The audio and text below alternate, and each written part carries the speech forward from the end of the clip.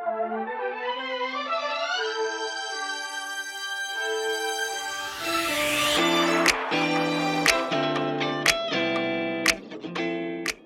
this morning, performing under pressure. There's many scenarios and examples that I can give. I would like to, use some people of the past, oh God, as examples, and also current situations. See, under pressure, what you do under pressure determines the outcome of what you have going on. Many of us want to shrink down under pressure and become smaller. That is not the God we serve. We serve a God that rises up in the middle of pressure, in a time of pressure. I'm going to shift gears a little bit from operating under pressure to talking about many of us feel insignificant. And we should not be the person that rises up as this leader. I had this one young person that I was working with and said, well, who am I? I shouldn't be that leader. That should be somebody else. Well, let me tell you something. God rarely chooses a person out of the system that he wants to help to serve those people. Now, you might argue that and say, well, Moses came from the Israelites and he used him to lead them out. That is correct. But I'm going to give you a few more examples. Let's take a look at when Christ was walking, was dragging his cross to go be crucified. And he got so weak he couldn't do it. There was a man there by the name of Simon. I do believe he was not a Jewish person, Jewish descendant. He was from a different city, a different place, a different nationality. Yet, Simon was then the one chosen to finish pulling it up there for him. And he did. He was chosen to serve in an unexpected time, in an unexpected situation, in an unexpected way. Sometimes those situations show up for us in a time that we least expect it, but also under a time of pressure. This, too, was a time of great pressure for one person, and that was Christ, knowing what he was going to go through and why he was doing it. His why kept him going, because it was to save the world. However, there's a huge challenge when we're under pressure to keep moving forward and to make right choices. And I want to come back again on the pressure thing and tell you, if you're under pressure right now this morning, I congratulate you. Good job. Well done. I'm grateful to hear that you're under pressure. Don't seek to get out from under that pressure. Seek to see what you might do while you're under this pressure. What are the best choices you can possibly make that will serve your future? Because a good choice made under pressure is generally a lifelong lasting choice that makes a positive difference in one's life for the rest of your life. So making good choices while under pressure is the most crucial thing and most forth-moving choice you can possibly make. There's been many, many times where I've had to make choices under pressure. Sometimes I made bad choices. Sometimes I made good choices. Last night, speaking with a gentleman, I actually shrunk down in a situation. This morning, it dawned on me as I'm preparing this call that I was shrinking in a certain situation. I am not immune to that. There's times where I want to play as I want to shrink down too. And that's not good. But at least I caught it and normally do, and changes can be made and adjusted. But shrinking down in a time of pressure tells us what size we really are, because that's what the enemy wants. He'll put pressure on you, and if you shrink down in that time, guess what you're going to get more of, and a lot more of, and that's pressure. However, if you rise up, you will also get more pressure, but we now have the authority to speak it and continue moving forward. Okay, being chosen in a time that you least expect it, a person that would be least expected to use. Let's take a look at when Jesus walked out of the way to the well, a certain well that he wanted to go to, and it was so not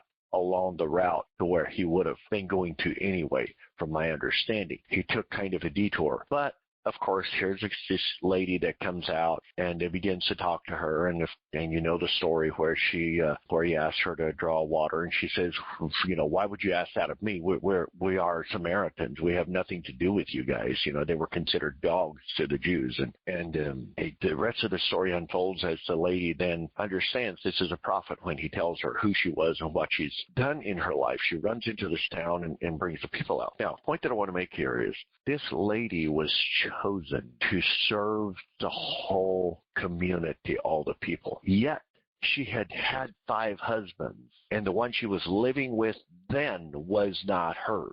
So she had a tarnished background, a tarnished history. It was terrible. Nobody would have had anything to do with her. Her history was stained, right? It wasn't that good. Nobody would have had anything to do with her.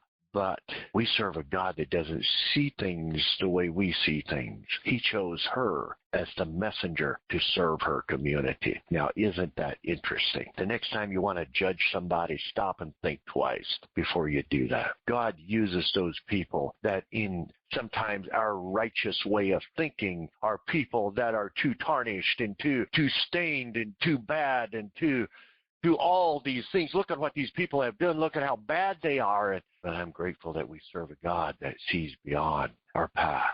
I'm going to ask you to do the same. I'm going to tell you that when he chose her to serve her community, that humbles me and it inspires me at the same time. I want you to be inspired as well. I'm going to ask you to be humbled also. I'm going to ask you to give up thinking that you're better than somebody else. I'm going to ask you to give up the idea that somebody else made mistakes where you didn't, and you compare yourself with their mistakes. Isn't that the most disgusting thing a human can possibly do? But see, I'm not blaming you for doing that. I know it's the enemy that got that person to make the mistake. It's the very same enemy that comes to you and says, did you see what that person did? Did you see how bad they've fallen? Did you see the mistake they made? Isn't that a terrible mistake? Well, you are much better than them. You've never made that mistake. And then he gets you to have the arrogant spirit.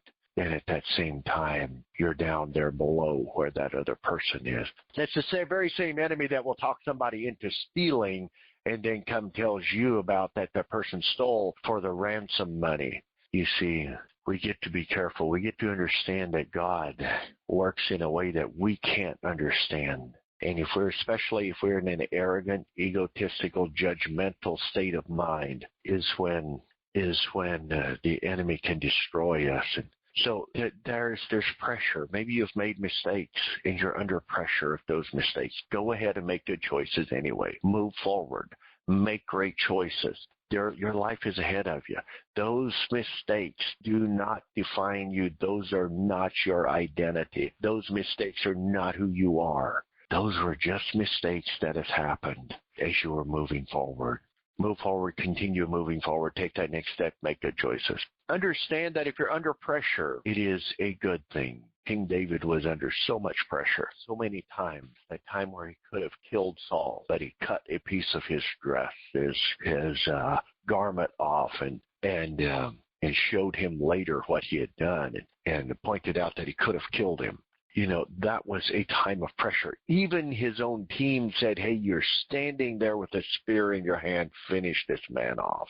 Don't think for a second that wasn't a temptation for David. He could have killed his adversary, the guy that was trying to take his life when David knew that he was anointed by God to be a king, when David could have had justified it and said, God, I'm doing a good work for you. I know you've anointed me to be king, and this guy's in the way. He's not allowing it to happen. God, I take the opportunity here to kill this man that's trying to keep me from doing it, and I know I'm doing your work by doing it, right? You see what I'm saying? He could have very well justified doing something that he should not have done, but under pressure, David made the right choice, and he did not do that. I'm also reminded of the time where he was going to kill this man because he had taken care of his sheep, and the guy didn't offer him any food in return for what he had done, and David got frustrated and angry, and he was under a lot of pressure and was just about to make a wrong decision and go kill that man and all his servants. However,